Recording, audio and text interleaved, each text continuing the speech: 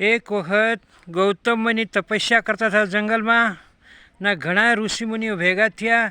ગૌતમ મુનિએ વરુણદેવને પસંદ કરી નાના એવો ખાડામાં વરુણદેવને પસંદ કરીને પાણી ચાલુ કર્યું. બધા પાણી પીતા હતા, બધા મુનિ પાણી પીતા હતા. અને બીજા બહારના માણસો આવ્યા બીજી જાતના. એ લોકો કે હે ઋષિ મહાત્મા, અમને પાણી ભરવા દો, અમે તરસ્યા રહી છે, અમને કે પાણી મળતું નથી. ત્યારે ગૌતમ મુનિએ કીધું કે સારું ભરો. એ ઋષિમુનિઓ ના હાર લાગ્યું, બધા ખીજાણ્યા. ત્યારે ગૌતમ મુનિને હારી બાંધવા હતા. ગૌતમ મુનિએ એમ કીધું કે ભાઈ પાણી તો બધાને હાટું છે, જળની કોઈ ના પડાય નહીં, એ એના રસ્તે ભરે, તમે તમારું તમારી રીતે ભરો, એમાં વાંધો શું આવે છે? વહેતા પાણીમાં વહેતું પાણી અપવિત્ર કોઈ જ ન થાય. ત્યારે એ લોકોએ ભરમાનો તપ કરીને ભરમાને પસંદ કર્યા અને કે ગૌતમ મુનિને ખરાબ લાગે એવું કરો. તો ભરમાજીએ પહેલાં તો ના પાડી, પછી બહુ આ લોકો કરવા માંડ્યા કે જાઓ એક ગા બનાવો નકલી, અને ગૌતમ મુનિને હળી લાગશે એવી ગા મરી જાય અને એને ભરમિતાને પાપ લાગશે, પણ છેલ્લે ગૌતમ મુનિનું સારું થાય ને તમારે એને નમવા જવું પડશે. આવી રીતે ભરમાજી અદ્રશ્ય થઈ ગયા અને આ લોકોએ નકલી ગા બનાવી અને ગૌતમ મુનિના ખેતરમાં મૂકી દીધી.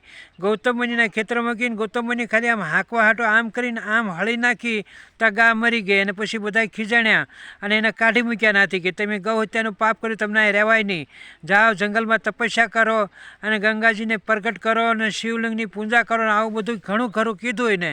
અને તમે ન્યાય જ્યારે તમારું બધું થઈ જાય ત્યારે તમારું પાપમાંથી મુક્ત થાઓ. અને આ બધા પાણી ભરીને શાંતિ રહેવા મળ્યા. ગૌતમ મુનિ ત્રંબકેશ્વરના ડુંગરમાંથી આવ્યા, એ જમાનામાં એ નામ નહોતું.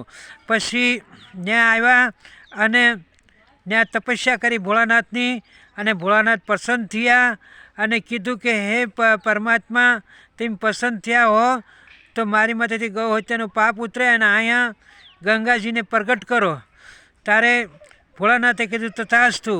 ત્યાં ગંગા ગોદાવરી પ્રગટ થઈ અને ગંગા માતાએ કીધું અહીંયા હું ગૌતમી ગંગા ગોદાવરી કહેવાઈશ, આ નામથી ફેમસ થાશ.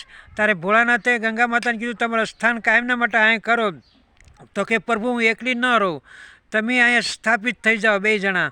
ત્યારે ત્યાં પછી ભોળાનાથ અને પાર્વતીમાં જ્યોતિર્લિંગ તરીકે ત્યાં પ્રગટ થયા અને આ ત્રંબકેશ્વર જ્યોતિર્લિંગ કહેવાય.